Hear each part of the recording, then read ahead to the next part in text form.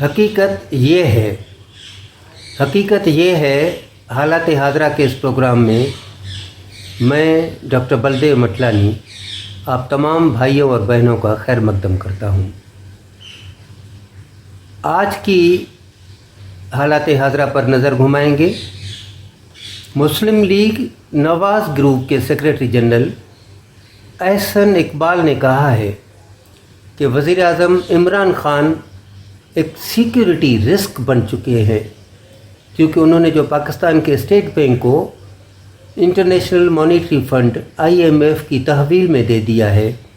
اس کے بڑے خطرناک نتائج نکل سکتے ہیں، اور اب وقت آ گیا ہے کہ ایسی نکمی سرکار کو حکومت سے بے دخل کیا جائے۔ انہوں نے مزید کہا کہ PDM پاکستان ڈیموکریٹک موومنٹ کا مہنگائی کے خلاف نکلنے والا 23 مارچ والا جلوس اس بڑے انقلاب کا پیش خیمہ ثابت ہو سکتا ہے۔ ناظرین، پاکستان پیپلز پارٹی نے حکومت کے نیشنل سیکیورٹی پالیسی کے بنا پارلیمنٹ کو اعتماد میں لیے بنانا بے حد تشویشناک کام بتایا ہے۔ بھلے ہی اسے وفاقی کابینہ نے منظوری دے دی ہے، لیکن اس پر عمل درآمد کرنے کے لیے سرکار کو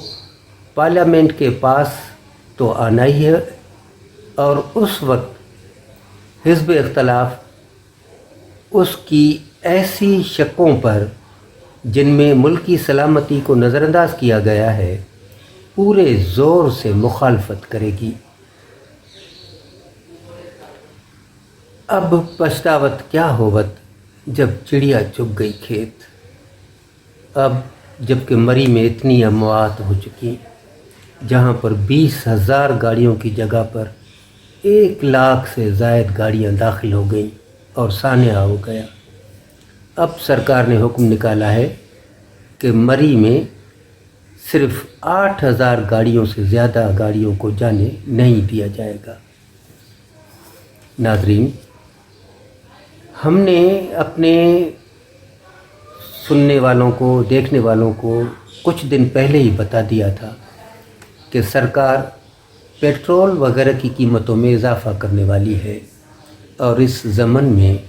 سرکار کا پہلا حکم نامہ جاری بھی ہو گیا، جس کے تحت پیٹرول 3 روپیہ فی لیٹر مہنگا کر دیا گیا ہے۔ 15 جنوری ہفتے کے روز ایک آدمی نے ٹیکساس کے ایک سیناگاگ، جو کہ یہودیوں کی عبادت گاہ ہوتی ہے، اس پر حملہ کر دیا، اور اس میں موجود 4 آدمیوں بشمول ایک ربائی یعنی اس کے پجاری کو بھی یرغمال بنا دیا۔ اس کی مانگ تھی کہ اس کی بہن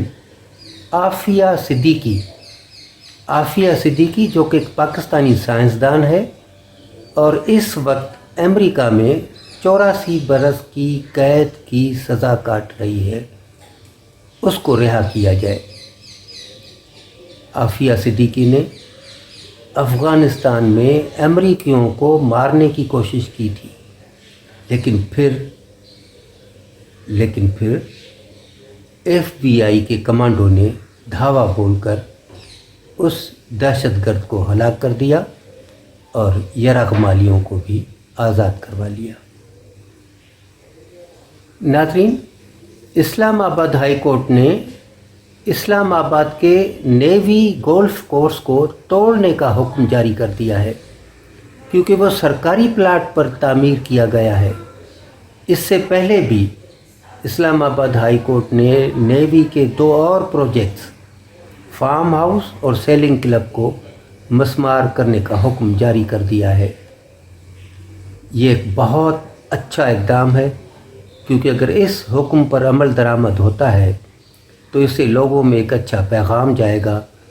کہ اگر نیوی کو ہائی کورٹ معاف نہیں کر سکتی تو کسی کو بھی سرکاری زمین پر غیر قانونی تعمیرات کی اجازت نہیں دی جائے گی۔ ناظرین، اتوار کے روز افغانستان میں خواتین کے ایک جلوس پر جو کہ تعلیم اور ملازمت میں مردوں کے برابر حقوق حاصل کرنے کے لیے نکالا گیا تھا، طالبان سرکار کے کارندوں نے اس پر مرچی کی بوچھاڑ کر دی۔ جب سے طالبان افغانستان میں اختیار میں آئے ہیں، انہوں نے خواتین کی تعلیم یا نوکریوں پر نئی پابندیاں عائد کر دی ہیں۔ یمن خانہ جنگی سے دوچار ہے، اس کی مانی ہوئی سرکار کو سعودی عربیہ کی حمایت حاصل ہے، جبکہ باقی جنہیں ہوتی کہا جاتا ہے انہیں ایران کی مالی اور فوجی امداد مل رہی ہے۔ پیر 17 جنوری کو ابوظہبی ہوائی اڈے کے قریب آئل ٹینکروں پر خودکش ڈرون سے حملہ کر دیا گیا ہے، جس کے نتیجے میں کئی پاکستانی و بھارتی مزدور ہلاک ہو گئے۔ یمن کی خانہ جنگی نے اسے قحط جیسی صورتحال سے دوچار کر دیا ہے، مگر ایران وہاں پر باغیوں کی مدد کرتا ہی جا رہا ہے، جس کی وجہ سے یمن امن سے کوسوں دور ہے اور نہ جانے کب تک وہاں ایسی حالت رہے گی۔ تو ناظرین، اس کے ساتھ ہمارا آج کا حالات حاضرہ پر نظر گھمانے کا یہ پروگرام حقیقت یہ ہے اپنے انجام کو پہنچتا ہے، اختتام کو پہنچتا ہے۔ لیکن میں آپ سے اجازت لینے سے پہلے صرف وہی ریکویسٹ کرنا چاہوں گا کہ برائے مہربانی آپ ہمارا یہ پروگرام حقیقت یہ ہے سبسکرائب کریں، لائک کریں اور شیئر کریں۔ خدا حافظ۔